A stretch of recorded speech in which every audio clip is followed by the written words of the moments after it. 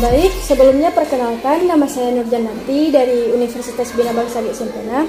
Nah, di sini ingin menanyakan sedikit persoalan tentang pecahan sederhana. Saya ambil dari kelas 3 SD, tema 5, subtema 1, pelajaran 1. Baik, nomor 1, saya ingin menanyakan, bagaimana menurut analisis Bapak tentang kemampuan siswa dalam menyelesaikan soal pecahan sederhana? Apakah mereka pernah mengalami kesulitan dalam menjawab suatu pertanyaan? Assalamualaikum warahmatullahi wabarakatuh. Assalamualaikum warahmatullahi wabarakatuh. Nama saya Khalilullah. Saya berasal dari sekolah MIN 15 Aceh Besar.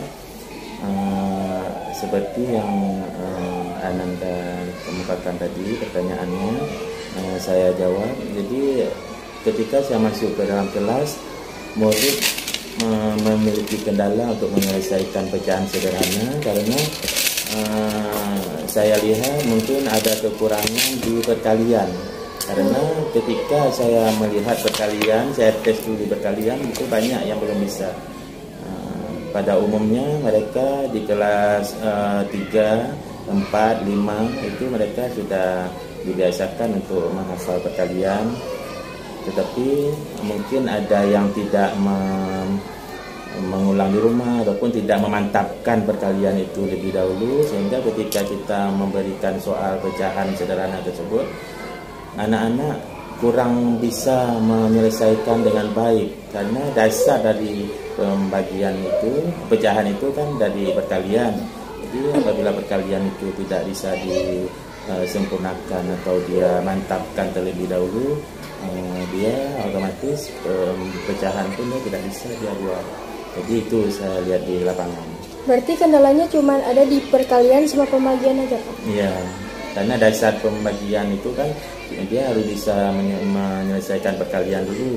Jadi ketika kita tes 6 kali 7 berapa, itu saja diam semua. Jadi di situ saja di perkalian yang sederhana aja mereka tidak menguasai bagaimana kita kasih soal pecahan. Nah, jadi kalau misalnya di perkalian sama pembagian kendalanya, solusi Bapak untuk bisa mengajarkan dengan mudah, untuk bisa mereka pahami dengan mudah pecahan sederhana itu kayak mana?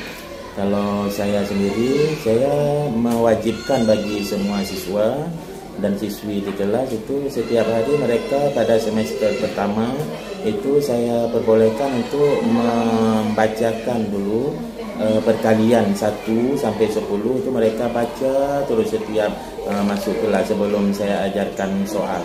Sebelum saya tes, sebelum saya masuk ke dalam materi, itu saya suruh membaca dulu dengan cara melihat. Kemudian setelah masuk ke semester kedua itu saya mempunyai satu target supaya mereka tidak melihat lagi buku, mereka sudah menghafal semua. Jadi otomatis ketika mereka sudah menghafal perkalian 1 sampai 10, dengan mudah mereka bisa melanjut ke pecahan. Baik, itu saja pertanyaan saya. Terima kasih kepada Bapak. Ya, sama-sama. Assalamualaikum warahmatullahi wabarakatuh. Waalaikumsalam warahmatullahi wabarakatuh. Terima kasih telah menonton, sampai jumpa kembali.